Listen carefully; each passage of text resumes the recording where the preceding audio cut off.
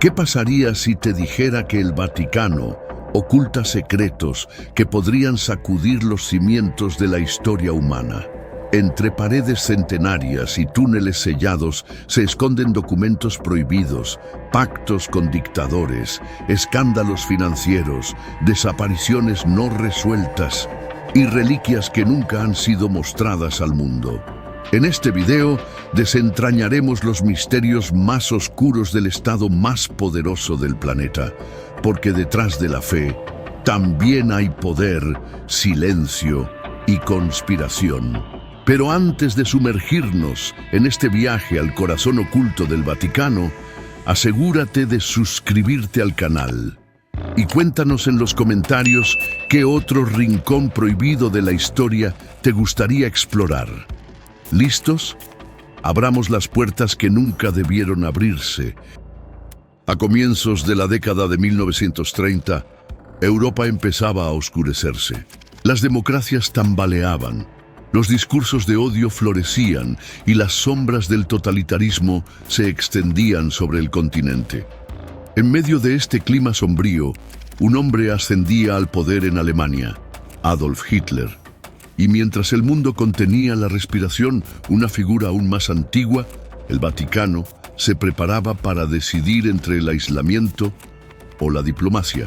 En 1933, apenas meses después de que Hitler se convirtiera en canciller del Reich, la Santa Sede firmó un concordato con el Tercer Reich, un acuerdo que garantizaba ciertos derechos a la Iglesia Católica en Alemania a cambio de silencio. Mientras los nazis disolvían partidos políticos, quemaban libros y detenían opositores, el Vaticano permanecía neutral, o al menos eso decía. El Papa en ese entonces era Pío XI, pero quien se encargaba de las negociaciones era su secretario de Estado, Eugenio Pacelli, futuro Pío XII. Pacelli conocía bien Alemania, hablaba alemán, había sido nuncio apostólico en Berlín y también entendía lo que estaba en juego. Dijo buscar proteger a la Iglesia, pero ¿a qué costo? Cuando Pacelli asumió el papado en 1939, Europa ya estaba en guerra, y con la invasión de Polonia comenzaban también los horrores del Holocausto. Millones de judíos serían deportados, asesinados, exterminados, y mientras esto ocurría, el Vaticano guardaba silencio. No hubo condenas explícitas, no hubo denuncias formales, ni siquiera cuando los trenes pasaban cerca de Roma, cargados de seres humanos hacia los campos de la muerte. Muchos católicos en el mundo defendieron la postura del Papa, aseguraban que hablar públicamente habría provocado una represión aún peor, que actuaba desde las sombras, salvando vidas en secreto. Y es cierto que algunos clérigos, por iniciativa propia, escondieron judíos, falsificaron documentos, protegieron a perseguidos. Pero ¿por qué el pontífice no habló con claridad? Décadas después, se abrirían parcialmente los archivos secretos del pontificado de Pío XII. Se esperaba una revelación definitiva, pero lo que emergió fue ambiguo. Documentos con omisiones, cartas con lenguaje evasivo, evidencias de advertencias, no de acciones. Para algunos historiadores, este silencio fue una cómplice neutralidad. Para otros, una estrategia diplomática fallida. Pero para las víctimas del Holocausto y sus familias, el silencio del Papa quedó grabado como un vacío imposible de justificar. Este episodio no intenta emitir un juicio absoluto, pero sí plantear una inquietante realidad. Mientras el mundo se incendiaba, el Vaticano eligió hablar en susurros. Y el eco de ese silencio todavía resuena en los muros sagrados, en el corazón del Vaticano, más allá de la Capilla Sixtina y de los museos que reciben millones de visitantes. Existe un lugar al que casi nadie entra, un reino de sombras silenciosas, custodiado por siglos de tradición, de códigos y de miedo. Se llama el Archivo Apostólico Vaticano, anteriormente conocido como Archivo Secreto, y es uno de los depósitos de conocimiento más enigmáticos del planeta. Pero no te dejes engañar por su nombre. Lo que lo hace secreto no es solo su contenido, sino el acceso. Aquí no hay estanterías abiertas ni libros disponibles en línea. Solo un número reducido de investigadores aprobados pueden ingresar, y aún así, solo a ciertos documentos y bajo condiciones estrictas. ¿Qué hay allí dentro que el mundo no debe ver? Los pasillos del archivo se extienden por más de 85 kilómetros. Están llenos de cartas, mapas, crónicas, tratados, registros de inquisiciones, bulas papales y comunicaciones con reinos desaparecidos. Pero también, según denuncias filtradas a lo largo de los años, documentos que podrían cambiar por completo nuestra visión de la historia. Se dice que aquí se encuentra la correspondencia privada entre Pío XII y los jerarcas nazis. Registros de los juicios secretos contra los templarios, manuscritos del Vaticano sobre fenómenos inexplicables, informes sobre exorcismos, sobre teólogos condenados en silencio y hasta informes de observaciones celestes, acaso relacionadas con fenómenos extraterrestres. Y sin embargo, es casi imposible verificarlo, porque los documentos más comprometidos están clasificados por siglos. Algunos serán abiertos en 2050, otros quizás nunca. Cuando se habilitó una parte del archivo del pontificado de Pío XII en 2020, muchos esperaban revelaciones que redimieran o condenaran definitivamente al Papa del Silencio. Pero lo que se ofreció fue solo una parte del rompecabezas, y el resto se mantiene oculto. Porque en el Vaticano el secreto también es una forma de diplomacia, a veces de supervivencia y en otras de control. Muchos se preguntan, ¿qué pasaría si estos documentos fueran publicados mañana? ¿Qué sabríamos sobre los acuerdos ocultos con dictadores, sobre los pactos de sangre con mafias financieras, sobre los crímenes internos que jamás llegaron a juicio? ¿Qué verdades están tan enterradas que revelarías podría desmoronar la fe de millones? En un lugar donde cada palabra escrita puede tener consecuencias eternas, el silencio no es vacío. Es estrategia, es protección, es poder. Europa ardía. La Primera Guerra Mundial había dejado cicatrices profundas. Los imperios caían y nuevas ideologías emergían con promesas de orden, fuerza y unidad nacional. En medio del caos, el Vaticano se encontraba ante un dilema milenario: ¿cómo preservar su influencia espiritual en un mundo gobernado por la política del miedo? La respuesta llegó en forma de diplomacia, y su símbolo más claro fue el concordato, un acuerdo entre la Santa Sede y los nuevos regímenes autoritarios, firmado, sellado y envuelto en silencio. Uno de los más emblemáticos fue el Tratado de Letrán, firmado en 1929 entre el Vaticano y Benito Mussolini, líder del fascismo italiano. El Papa Pío XI, ansioso por resolver la cuestión romana, que mantenía al Vaticano aislado desde la unificación de Italia, reconoció al régimen fascista. Y el régimen fascista, a cambio, reconoció al Vaticano como Estado soberano. Fue un intercambio de legitimidades.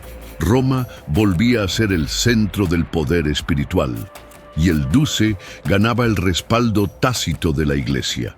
Pero el caso italiano no fue único. El Vaticano también firmó concordatos con la Alemania nazi, con la España de Franco, con la Austria de Dollfuss y hasta con regímenes latinoamericanos autoritarios. La razón oficial: garantizar los derechos de los católicos. La razón extraoficial: proteger su estructura, incluso a costa de la moral.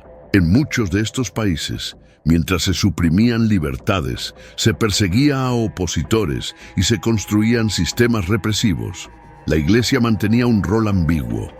Algunos obispos bendecían soldados, Otros guardaban silencio ante la tortura. Y algunos, es cierto, arriesgaron su vida por la justicia.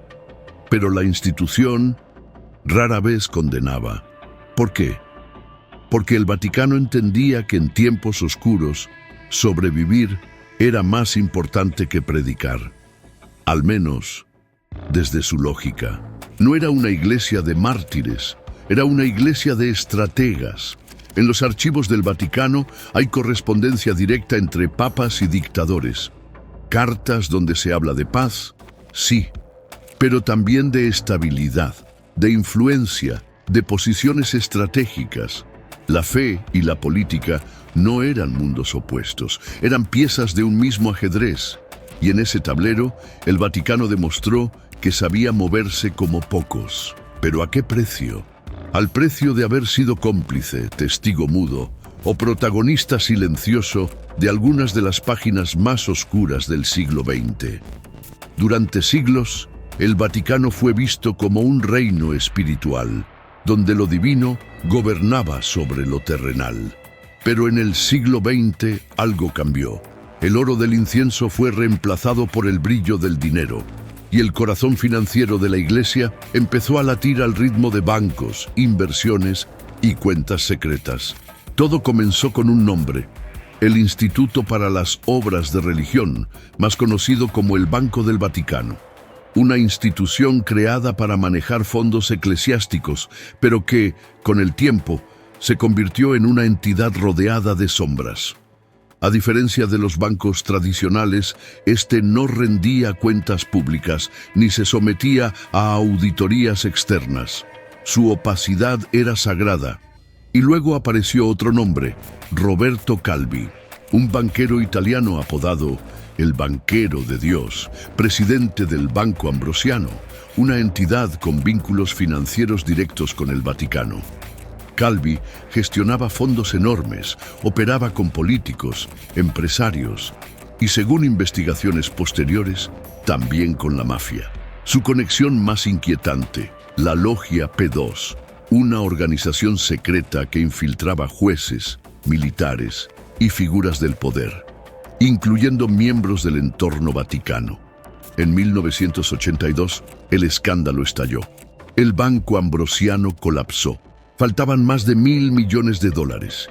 Las investigaciones apuntaban a una red de lavado de dinero, desvíos ilícitos y financiamiento oscuro. Y en medio de ese caos, Calvi desapareció. Pocos días después, fue hallado colgado bajo el puente Blackfriars en Londres, con ladrillos en los bolsillos. Oficialmente se habló de suicidio. Extraoficialmente, todo olía a ejecución. Las señales eran inquietantes: Blackfriars, frailes negros, una posible referencia simbólica a la P2. El mensaje parecía claro, y el Vaticano guardó silencio. Pero no terminó ahí. El director del Banco del Vaticano en ese momento, el arzobispo Paul Marcinkus, fue implicado en el escándalo, pero nunca fue juzgado. Bajo el escudo de inmunidad diplomática, se retiró discretamente. No hubo castigos, solo transferencias. Mientras tanto, el Papa Juan Pablo II enfrentaba una tormenta sin precedentes. Públicamente defendía la moral católica. Internamente, sus asesores se veían rodeados de acusaciones, dinero sucio y alianzas indeseables.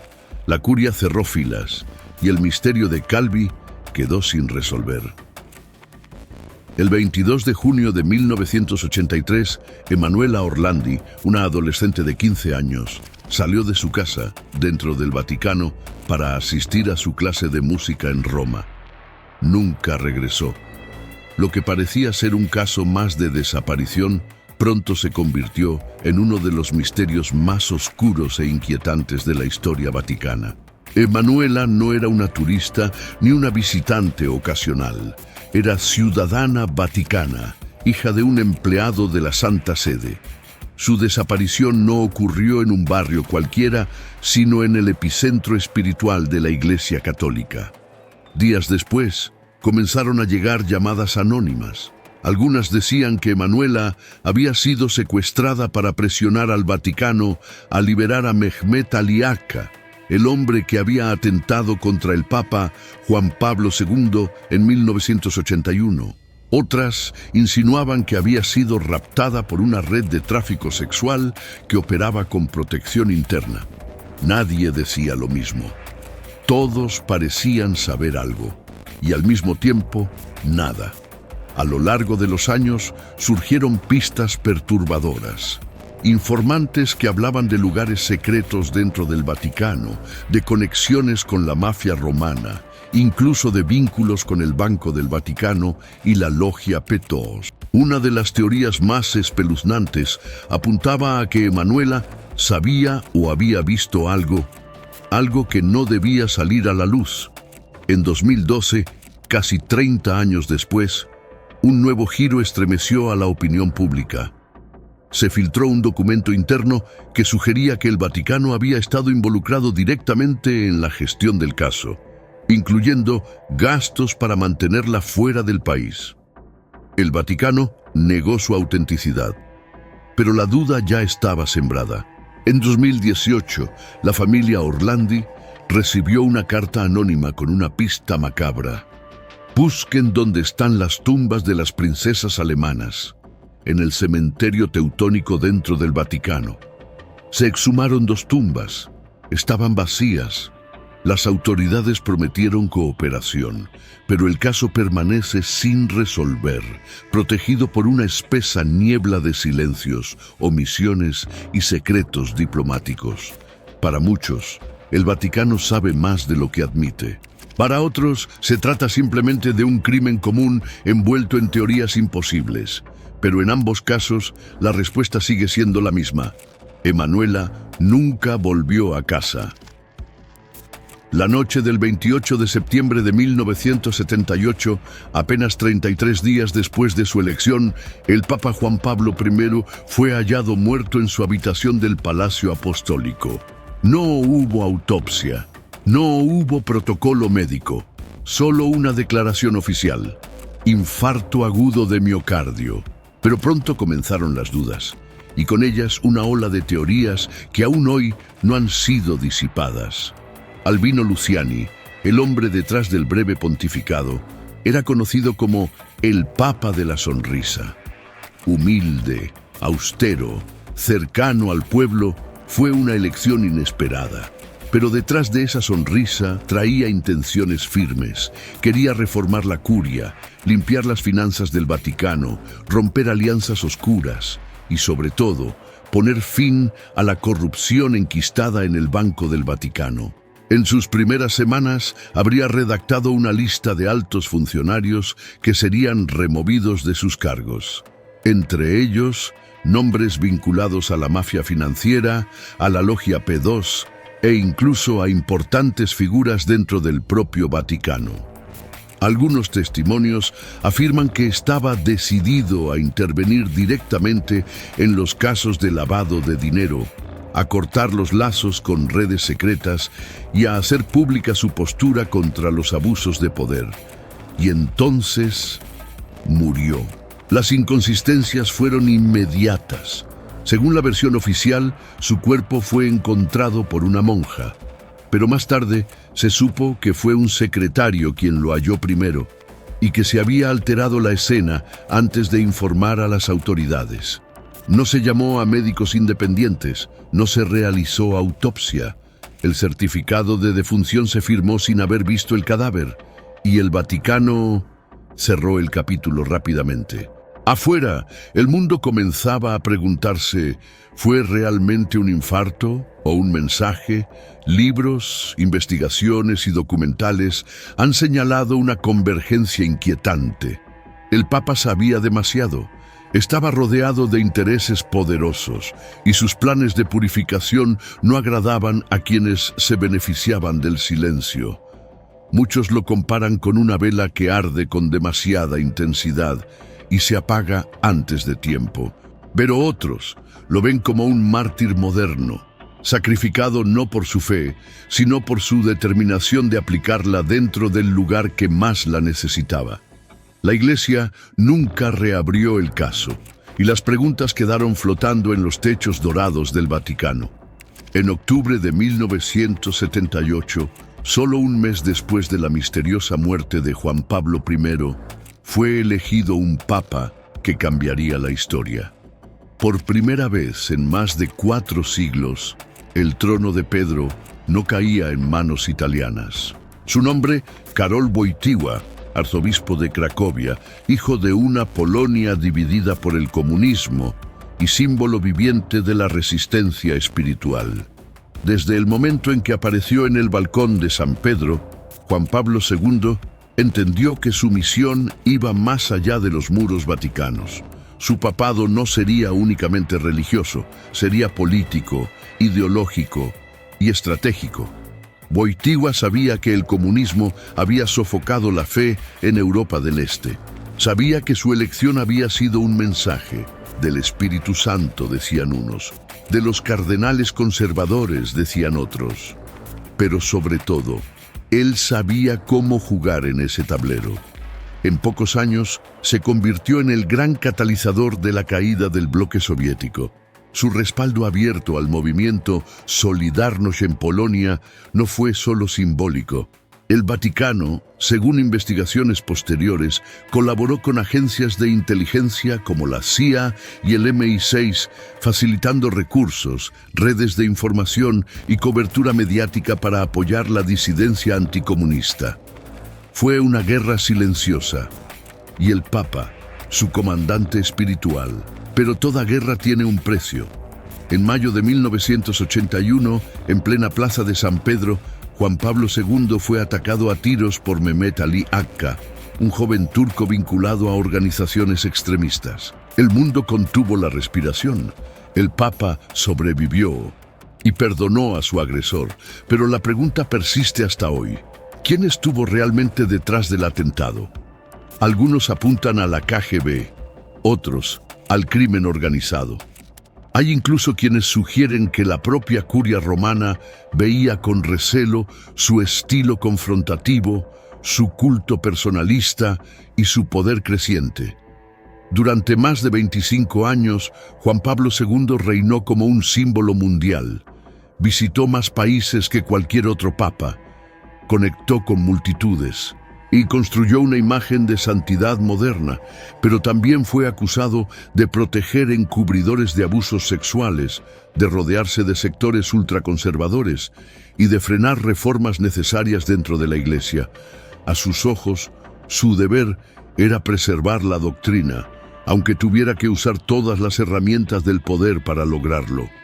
Fue un santo, fue un estratega, fue ambos.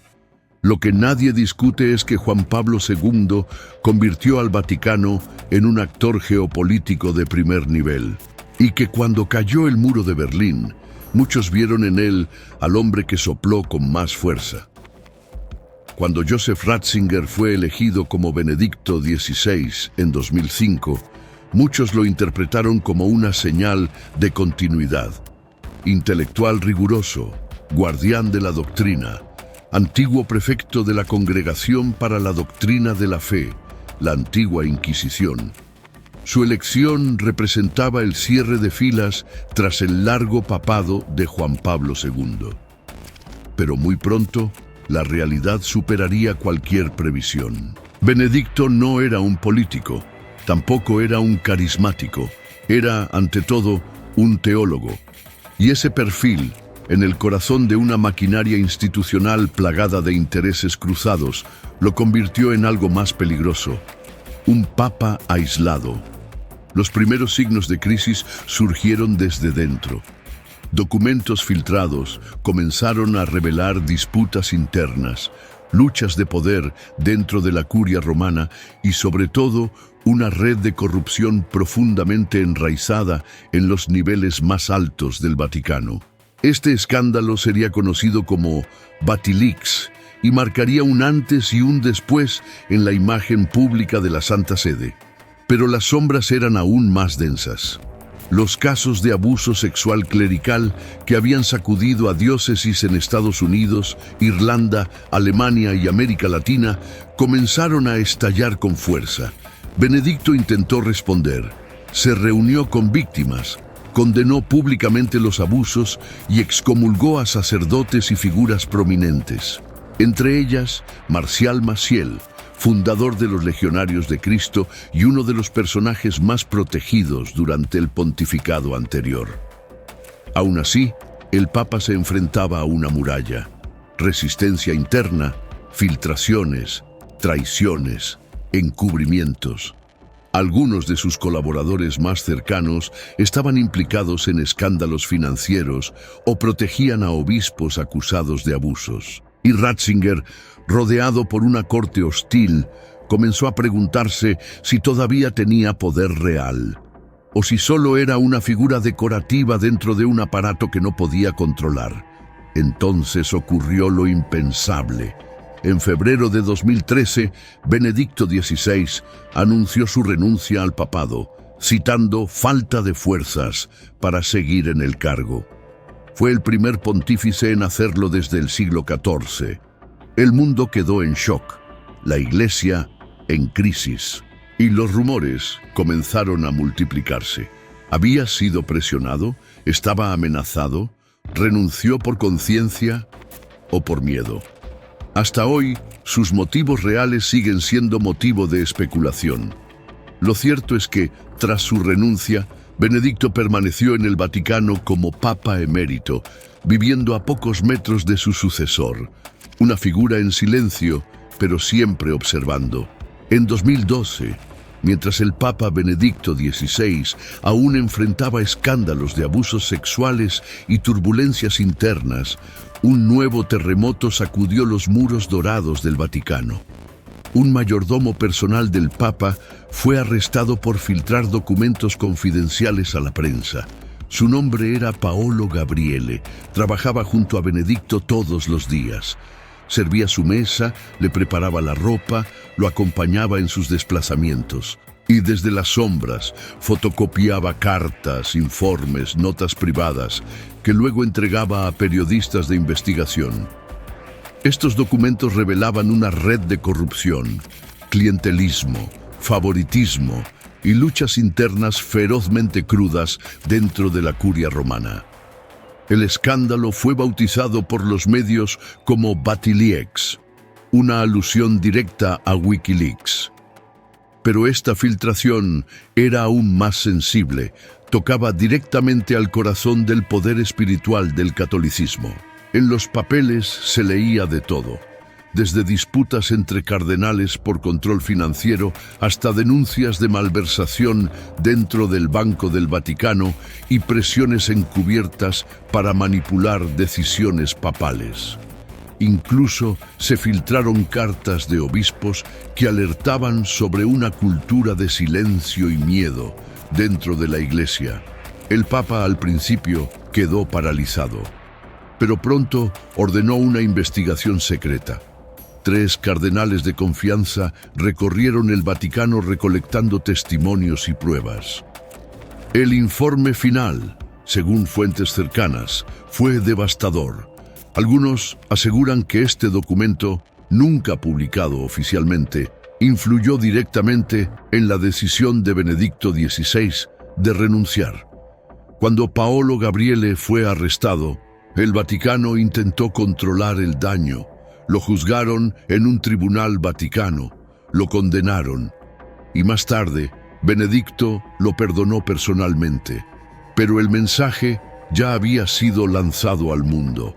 El Vaticano estaba roto por dentro. El caso Batileaks no fue solo una filtración de documentos, fue una guerra interna entre reformistas y conservadores, entre quienes querían transparencia y quienes llevaban décadas operando en las sombras. Y aunque el mayordomo cayó, nunca se identificaron todos los responsables, porque Gabriele no actuaba solo, había otros, algunos dentro de la curia, otros en silencio en puestos clave. En marzo de 2013, tras la renuncia histórica de Benedicto XVI, los ojos del mundo se volvieron hacia el balcón de la Basílica de San Pedro. La fumata blanca anunció un nuevo papa, pero lo que pocos imaginaban era lo que realmente representaba su nombre. Desde el primer momento, Jorge Mario Bergoglio dejó claro que no sería un pontífice más. Eligió llamarse Francisco, en honor a San Francisco de Asís, símbolo de pobreza, humildad y ruptura con el poder. Y con eso lanzó un mensaje que estremeció al corazón del Vaticano. Renunció al Palacio Apostólico, rechazó los lujos, se hospedó en la Casa Santa Marta, lavó los pies a presos y refugiados, habló de misericordia, pero también de desigualdad, de corrupción, de clericalismo. En sus discursos, la Iglesia ya no era una fortaleza, sino un hospital de campaña. Y sus enemigos, antes externos, ahora estaban adentro. Desde el principio, Francisco supo que no todos lo recibirían con los brazos abiertos. Su estilo directo, su acento latino, su desconfianza hacia los protocolos, incomodaban a los sectores más conservadores. Pero fue cuando comenzó a tocar los intereses económicos, jurídicos y estructurales del Vaticano que la resistencia se volvió feroz. Ordenó auditar el Banco del Vaticano, intervino diócesis corruptas, persiguió casos de abuso con una contundencia nunca antes vista, y al hacerlo, rompió pactos de silencio que llevaban décadas funcionando. Pero no todo fue victoria. A medida que sus reformas avanzaban, los ataques también crecían. Cartas anónimas, libros acusatorios, dudas sembradas desde dentro de la curia. Algunos cardenales comenzaron a formar una oposición silenciosa. Lo acusaron de relativismo doctrinal, de debilitar la tradición, incluso de herejía. En 2018, uno de los momentos más tensos llegó cuando un exnuncio del Vaticano, Carlo María Viganò, lo acusó públicamente de encubrir a un cardenal abusador. La acusación fue desmentida por fuentes oficiales, pero el daño ya estaba hecho. El Papa ya no solo enfrentaba reformas internas, enfrentaba una guerra de desgaste, y sin embargo, siguió, con menos apoyo, más solo, más observado. A puertas cerradas se decía que Francisco vivía rodeado de traidores, que confiaba en muy pocos, que su estilo de gobierno era el de un pastor, en un rebaño infectado por el poder. Para muchos es un héroe, para otros un destructor de la tradición, pero nadie puede negar que su papado es uno de los más turbulentos de la historia moderna. Durante la Guerra Fría, el mundo se dividía entre dos polos, el capitalismo occidental y el comunismo soviético. Pero en medio de esa lucha ideológica, existía un tercer actor, uno pequeño en territorio, pero enorme en influencia global, el Vaticano. Lejos de ser un simple espectador espiritual, el Vaticano fue, según documentos desclasificados, una pieza clave en el ajedrez geopolítico del siglo XX. Su alcance iba más allá de la diplomacia religiosa. Se convirtió en un aliado silencioso de potencias occidentales, especialmente de Estados Unidos, en la lucha contra la expansión comunista. Las conexiones eran sutiles, pero efectivas. Durante el papado de Juan Pablo II, nacido en la Polonia comunista, estas alianzas se volvieron más evidentes. Fue él quien, con apoyo del Vaticano, respaldó abiertamente al movimiento Solidarność, la primera organización sindical independiente del bloque soviético. Pero detrás de ese respaldo había algo más. Fondos, contactos, mensajes cifrados, reuniones discretas. La Santa Sede, gracias a su red global de obispos, nuncios y parroquias, servía como canal de información privilegiado. Según investigaciones independientes y archivos liberados por la CIA, el Vaticano colaboró con servicios de inteligencia occidentales, brindando apoyo logístico y propagandístico. No era espionaje convencional, era inteligencia espiritual al servicio de un objetivo político: frenar al ateísmo comunista, pero el precio de estas alianzas fue alto. En América Latina, por ejemplo, algunos sectores de la Iglesia fueron usados para justificar o tolerar dictaduras militares en nombre de la lucha contra el marxismo. En otros casos, sacerdotes comprometidos con la justicia social, como en El Salvador o Guatemala, fueron asesinados por regímenes aliados de Occidente, mientras Roma guardaba silencio diplomático. En paralelo, circulaban teorías de que el Vaticano había desarrollado su propio sistema de contrainteligencia, utilizando órdenes religiosas, misiones diplomáticas y redes eclesiásticas para infiltrar movimientos revolucionarios. Y aunque muchos de estos informes siguen siendo objeto de debate, una cosa es clara: el Vaticano no fue neutral, fue actor y jugó en las sombras. La Guerra Fría terminó, el muro de Berlín cayó, pero las cicatrices permanecen. Algunos siguen considerando al Vaticano un baluarte contra el totalitarismo. Otros lo acusan de haber sacrificado vidas y principios por conveniencia ideológica. Durante siglos, la relación entre la Iglesia Católica y la masonería fue marcada por la confrontación. Encíclicas papales la condenaron como herética, incompatible con la fe y asociada a ideales anticlericales. Pero a partir de la segunda mitad del siglo XX, una nueva y perturbadora teoría comenzó a circular. ¿Y si la masonería ya no estaba fuera, sino dentro de los muros vaticanos? El epicentro de esta sospecha se llamaba Propaganda Due, o simplemente Logia P2. Fundada en Italia como parte de la masonería tradicional, con el tiempo se transformó en una organización secreta y paralela, infiltrada en las estructuras del poder. Jueces, militares, empresarios, banqueros y, según diversas investigaciones, altos miembros del Vaticano. Todo salió a la luz en 1981, cuando las autoridades italianas descubrieron una lista de casi 1000 miembros de la Logia P2. Entre ellos figuraban figuras clave del gobierno, del ejército y de la Iglesia. Uno de los nombres más resonantes fue el del arzobispo Paul Marcinkus, entonces presidente del Banco del Vaticano. También aparecían vínculos con Roberto Calvi, el banquero de Dios, y otros implicados en el colapso del Banco Ambrosiano. La masonería vaticana no era simbólica, era operativa. Utilizaba su influencia para desviar fondos, cubrir operaciones ilegales, controlar decisiones clave dentro del Vaticano y silenciar a opositores. Algunos analistas sostienen que incluso participó en la manipulación de conclaves, el encubrimiento de crímenes financieros y hasta en el encubrimiento de abusos sexuales. Lo más perturbador no era la existencia de una logia secreta, era que actuara con impunidad, protegida por un sistema de jerarquías, lealtades y pactos de silencio. En ese escenario, la Iglesia, la institución que debería iluminar, se convirtió en parte en un laberinto de sombras.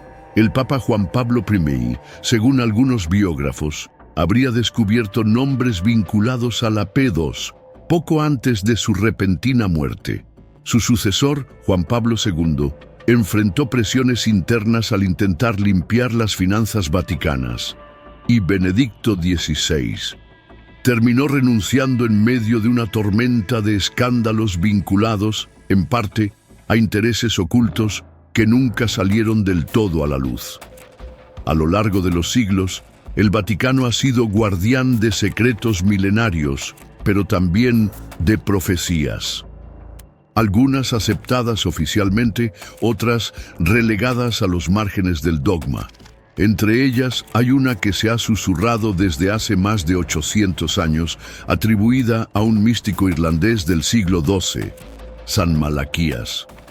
Según la leyenda, durante una visita a Roma, Malaquías recibió una visión, una lista de 112 lemas en latín que describían a cada papa desde su tiempo hasta el último, Durante siglos, esta lista fue vista como una curiosidad apocalíptica, poco más que folclore religioso.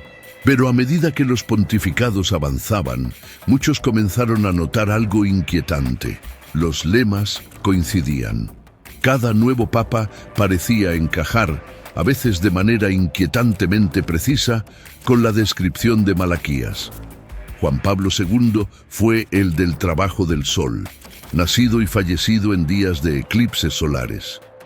Benedicto XVI, la gloria del olivo, en alusión a la orden benedictina. Y el actual Francisco aparece como el último de la lista. No hay número 113, solo un párrafo final, oscuro y solemne. En la última persecución de la Santa Iglesia Romana reinará Pedro el Romano, quien alimentará a su rebaño entre muchas tribulaciones. Después de eso, la ciudad de las 7 colinas será destruida y el juez temible juzgará a su pueblo. Los fieles y los escépticos se preguntan, ¿es Francisco Pedro el Romano? Aunque su nombre papal no lo diga, su apellido, Bergoglio, tiene raíces italianas. Su elección, desde el fin del mundo, ha sido interpretada como un signo disruptivo. Su papado, marcado por tensiones internas, escándalos globales y llamados a la reforma radical, parece encajar con la idea de un tiempo de tribulación. ¿Y qué significa la destrucción de la ciudad de las 7 colinas? ¿Una metáfora espiritual o una advertencia literal? El Vaticano nunca ha reconocido oficialmente la profecía de San Malaquías. La considera apócrifa, posiblemente escrita siglos después del santo, pero su impacto en el imaginario colectivo es real, y en tiempos de crisis las profecías encuentran eco entre los muros más sagrados. Mucho antes de ser un estado, el Vaticano fue custodio de lo sagrado, y entre sus tesoros espirituales no solo hay manuscritos, cálices y vestiduras papales. Existen rumores persistentes, teorías documentadas y silencios incómodos que apuntan a objetos de poder antiguo, reliquias místicas y artefactos desaparecidos que, según muchos, reposan en las cámaras más ocultas de la Santa Sede. Entre ellos, destaca una de las reliquias más buscadas de la historia, la lanza del destino. Se dice que fue el arma que perforó el costado de Cristo en la cruz. Según la tradición, quien la posea tendría el poder de dominar el mundo, o ser destruido por ella. Napoleón la buscó, Hitler la reclamó, y algunos aseguran que tras la caída del Tercer Reich, la verdadera lanza fue entregada al Vaticano. Pero no es la única. También se habla del velo de Verónica, la tela que habría secado el rostro de Jesús camino al Calvario y que retuvo milagrosamente su imagen, de la mesa de Salomón, cargada de símbolos esotéricos, de los restos auténticos del Arca de la Alianza, trasladados en secreto desde Tierra Santa, incluso del cráneo de San Pedro, oculto para protegerlo de robos y profanaciones. Todas estas historias confluyen en un mismo punto: las cámaras secretas del Vaticano, zonas bajo llave, con acceso limitado incluso para altos funcionarios eclesiásticos. No figuran en los recorridos turísticos, no aparecen en los mapas oficiales, y sin embargo, existen. Los documentos que podrían probar la existencia de estos objetos están, en parte, resguardados en los archivos apostólicos. Pero también hay evidencia física que ha sido vista solo por un puñado de personas. Algunas reliquias se mencionan en inventarios privados, otras en cartas entre papas y monarcas, y algunas ni siquiera tienen nombre, solo una categoría, non catalogatum. ¿Por qué tanto misterio? Porque estos objetos no solo son valiosos, son peligrosos. Cambiarían narrativas, desafiarían dogmas, despertarían fanatismos. El Vaticano no solo custodia la fe, también contiene lo que podría romperla. Y en una institución que ha sobrevivido por más de 2000 años, La prudencia es también una forma de poder. Pero al final de este recorrido, no hay una sola pregunta que defina al Vaticano. Hay una paradoja.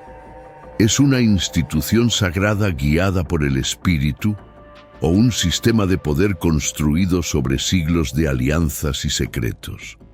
El Vaticano ha sobrevivido a imperios, a revoluciones, a guerras mundiales, a crisis internas, a escándalos financieros y sexuales, y sigue de pie. ¿Por qué? Porque no es solo una sede religiosa.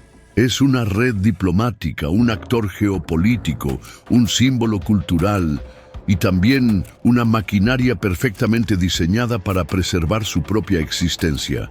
Algunos lo consideran el último refugio de lo sagrado, otros una estructura que hace tiempo dejó de representar a Dios.